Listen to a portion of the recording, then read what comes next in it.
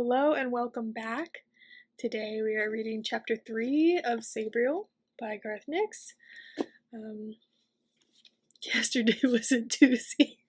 There were so many words that I was having trouble pronouncing, so to my new subscriber, bear with me. I'll try to do a better job today on chapter 3. Fantasy books have lots of words that are tough to pronounce and are even tougher when you're trying to pronounce them out loud for other people to understand, so I will do my best today. If you are enjoying the read, I'd ask you again to please like, comment, and subscribe. I would love to know if you've read Sabriel before, if this is your first time hearing it or reading it, and what you think.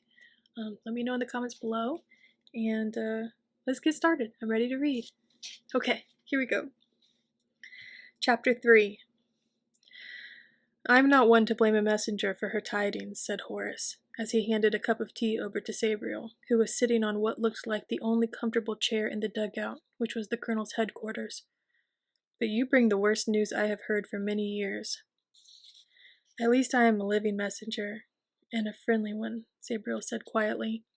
She hadn't really thought beyond her own concern for her father.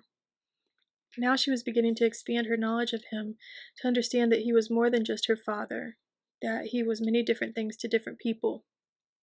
Her simple image of him, relaxing in the armchair of her study at Wyverley College, chatting about her schoolwork and Celestier technology, charter magic, and necromancy, was a limited view, like a painting that only captured one dimension of the man. How long do we have until Abhorson's bindings are broken? Asked Horace, breaking into Sabriel's remembrance of her father. The image she had of her father reaching for a teacup in her study disappeared, banished by a real tea slopping over in her enamel mug and burning her fingers. Oh, excuse me, I wasn't thinking. How long till what? The binding of the dead, the colonel reiterated patiently. How long till the bindings fail and the dead are free? Sabriel thought back to her father's lessons in the ancient grimoire she'd spent every holiday slowly memorizing. The Book of the Dead, it was called, and parts of it still made her shudder. It looked innocuous enough, bound in green leather with tarnished silver clasps, but if you looked closely, both leather and silver were etched with charter marks, marks of binding and blinding, closing and imprisonment. Only a trained necromancer could open that book, and only an uncorrupted charter mage could close it. Her father had brought it with him on his visits and always took it away again at the end. It depends, she said slowly, forcing herself to consider the question objectively, without letting emotion interfere. She tried to recall the pages that showed the carving of the wind flutes, the chapters on music, and the nature of sound in the binding of the dead. If Abhorson is truly dead, the wind flutes will simply fall apart under the light of the next full moon. If he's trapped before the 9th gate, the binding will continue until the full moon after he passes beyond, or a particularly strong spirit breaks the weakened bonds. So the moon will tell in time, said Horace. We have 14 days till it's full. It is possible I could bind the dead anew, Sabriel said cautiously. I mean, I haven't done it on this sort of scale, but I know how. The only thing is, if Father isn't beyond the 9th gate, then I need to help him as soon as I can.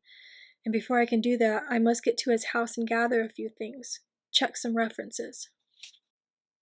How far is this house beyond the wall? Asked Horace, a calculating look on his face. I don't know, replied Sabriel. What? I don't know. I haven't been there since I was about 4. I think it's supposed to be a secret. Father had many enemies, not just among the dead. Petty necromancers, free magic sorcerers, witches. You don't seem disturbed by your lack of directions, interrupted the colonel dryly. For the first time a hint of doubt, even fatherly condescension, had crept into his voice, as if Sabriel's youth undermined the respect due to her as both a charter mage and necromancer. Father taught me how to call a guide who will give me directions, replied Sabriel coolly, and I know it's less than 4 days' travel away. That silenced Horace, at least for the moment.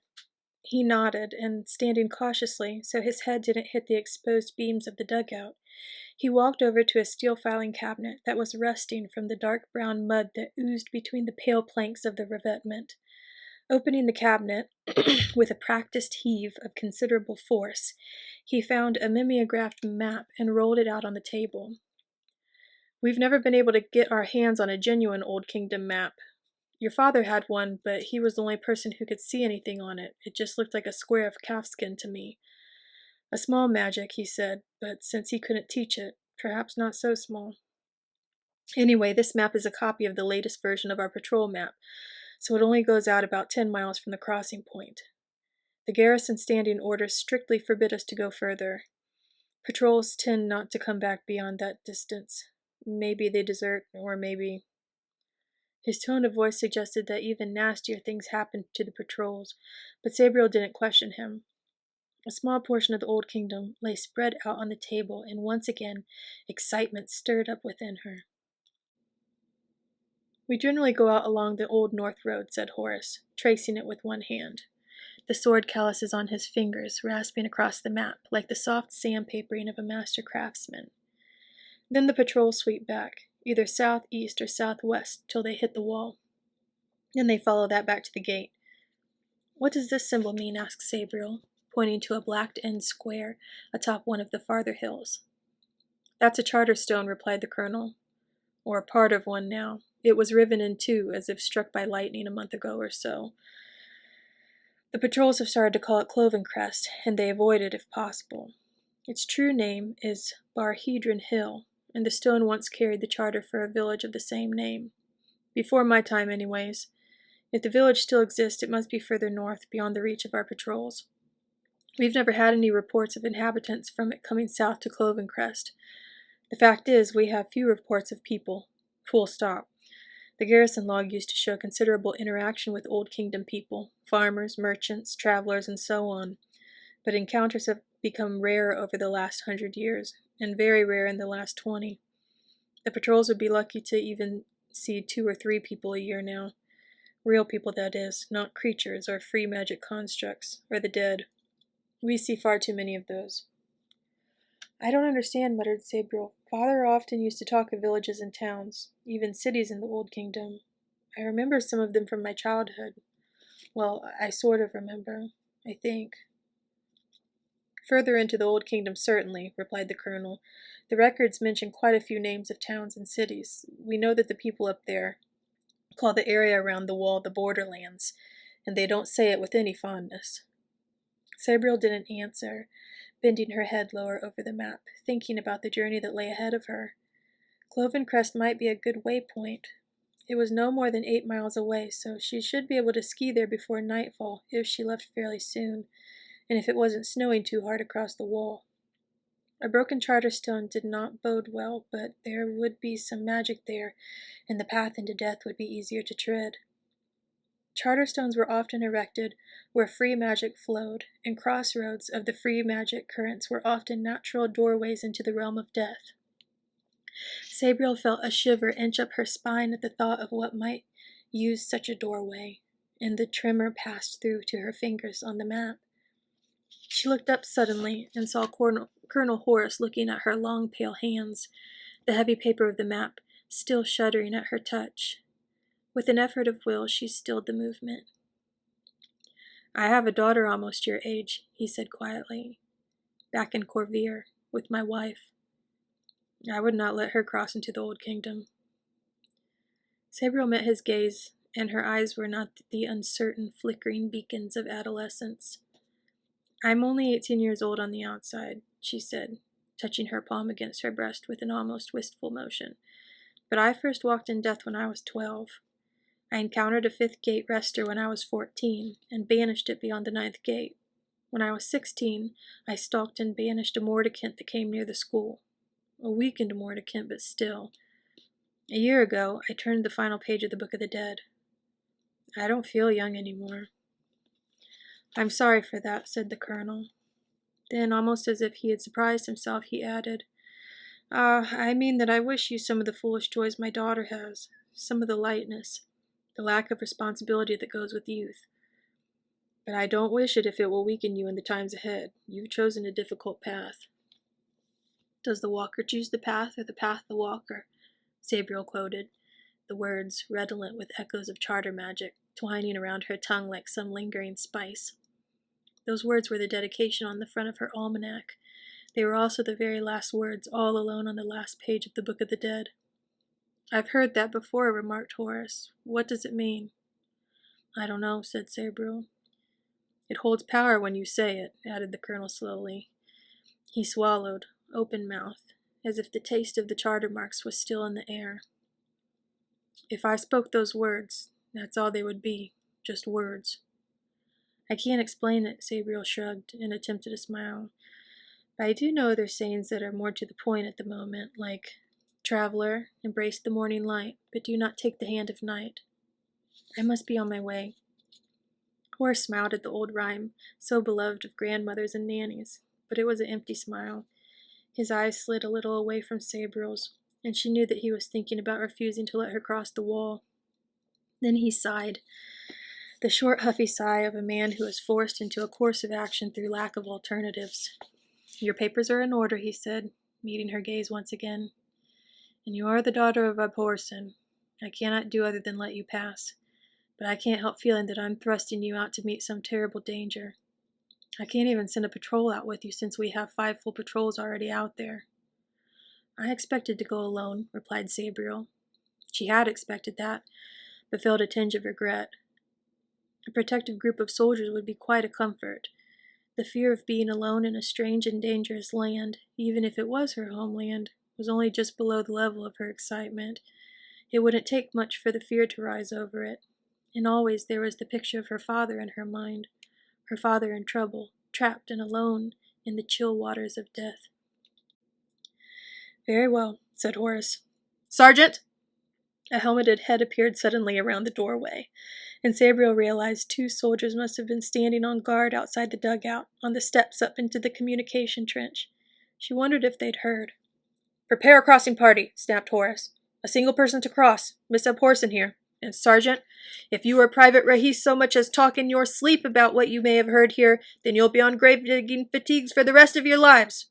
Yes, sir, came the sharp reply, echoed by the unfortunate Private Rahis, who, Sabriel noted, did seem half asleep.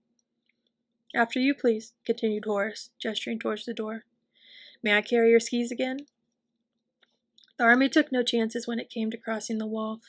Sabriel stood alone under the great arch of the gate that pierced the wall, but archers stood or knelt in a reverse arrowhead formation around the gate, and a dozen swordsmen had gone ahead with Colonel Horace.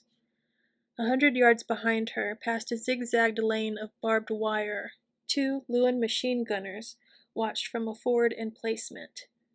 Though Sabriel noted they had drawn their sword bayonets and thrust them, ready for use, in the sandbags, showing little faith in their air-cooled 45 rounds per minute tools of destruction. There was no actual gate in the archway, though rusting hinges swung like mechanical hands on either side, and sharp shards of oak thrust out of the ground like teeth in a broken jaw, testimony to some explosion of modern chemistry or magical force. It was snowing lightly on the Old Kingdom side, and the wind channeled occasional snowflakes through the gate into Incelstier, where they melted on the warmer ground of the south. One caught in Sabriel's hair. She brushed at it lightly till it slid down her face and was captured by her tongue. The cold water was refreshing, and though it tasted no different from any other melted snow she'd drunk, it marked her first taste of the Old Kingdom in 13 years. Dimly, she remembered it had been snowing then. Her father had carried her through when he first brought her south into Incelstier. A whistle alerted her, and she saw a figure appear out of the snow, flanked by 12 others, who drew up in 2 lines leading out from the gate. They faced outwards, their swords shining, blades reflecting the light that was itself reflected from the snow. Only Horace looked inwards, waiting for her. With her skis over her shoulder, Sabriel picked her way among the broken timbers of the gate. Going through the arch, from mud into snow, from bright sun into the pallid luminescence of a snowfall, from her past into her future. The stones of the wall on either side and above her head seemed to call a welcome home. and rivulets of charter marks ran through the stones like rain through dust. "The old kingdom welcomes you," said Horace. But he was watching the charter marks run on the stones, not looking at Sabriel. Sabriel stepped out of the shadow of the gate and pulled her cap down so the peak shielded her face against the snow. "I wish your mission every success, Sabriel," continued Horace, looking back at her. "I hope I see both you and your father before too long." He saluted, turned smartly to his left, and was gone, wheeling around her and marching back through the gate. His men peeled off from the line and followed. Sabriel bent down as they marched past, slid her skis back and forth in the snow, then slipped her boots into the bindings. The snow was falling steadily, but it was only a light fall, and the cover was patchy. She could still easily make out the Old North Road. Fortunately, the snow had banked up on the gutters to either side of the road, and she could make good time if she kept to these narrow snowways. Even though it seemed to be several hours later in the Old Kingdom than it was in Ancelstir, she expected to reach Cloven Crest before dusk. Taking up her poles, Sabriel checked that her father's sword was easy in its scabbard, and the bells hung properly from their baldric. She considered a quick charter spell for warmth, but decided against it. The road had a slight uphill gradient, so the skiing would be quite hard work. In her hand-knitted, greasy wool shirt, leather jerkin, and thick double-padded skiing knickerbockers, she would probably be too warm once she got going. With a practiced motion, she pushed one ski ahead, the opposite arm reaching forward with her pole, and slid forward, just as the last swordsman passed her on his way back through the gate. He grinned as he passed by, but she didn't notice, concentrating on building up the rhythm of her skis and poles. Within minutes, she was practically flying up the road, a slim, dark figure against the white of the ground. And that's the end of chapter 3. So, thank you so much for listening. I hope you enjoyed this reading. And again, please like, comment, and subscribe. And I hope you have a great rest of your day. I can't wait to see what's going to happen in chapter 4, even though I've read this before. It's been a long time. So I'll see you tomorrow at 8 p.m. Have a great day. May your magic manifest.